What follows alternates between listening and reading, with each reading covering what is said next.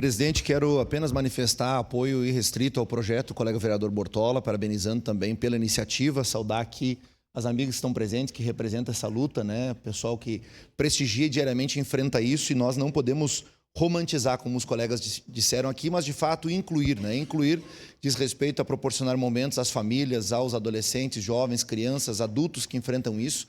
E a população tem tem crescido cada vez mais a população diagnosticada com o espectro autista.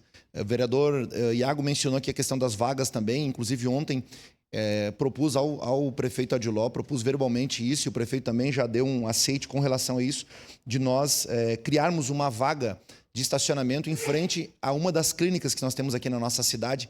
E eu confesso que ainda vou tentar que isso se amplie, vereador Zé D'Ambrosio, porque não é uma vaga que vai fazer a diferença na vida das famílias, mas uma vaga pode ser um pontapé inicial para isso. Lá em frente, a clínica Entre Raízes, que é uma clínica que recebe centenas de famílias. Já recebi algumas famílias no meu gabinete relatando isso, pelo WhatsApp também essa demanda.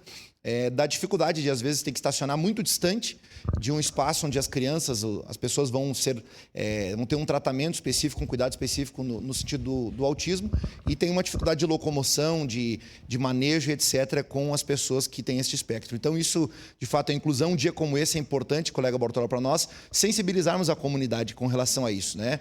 A verdadeira inclusão está em criarmos esses espaços, as pessoas virem aqui, se sentirem participantes disso, e nós podemos demonstrar que, de fato, não é bonito o autismo, mas bonito é nós incluirmos as pessoas, né? A doença ela não pode ser romantizada. A doença precisa ser encarada como uma doença, como, de fato, um CID.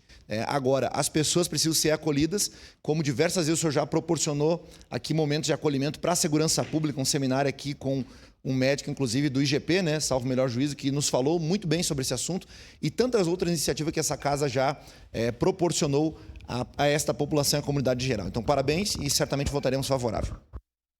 Obrigada, vereador Caleb Garbim. Solicito às vereadoras e vereadores que registrem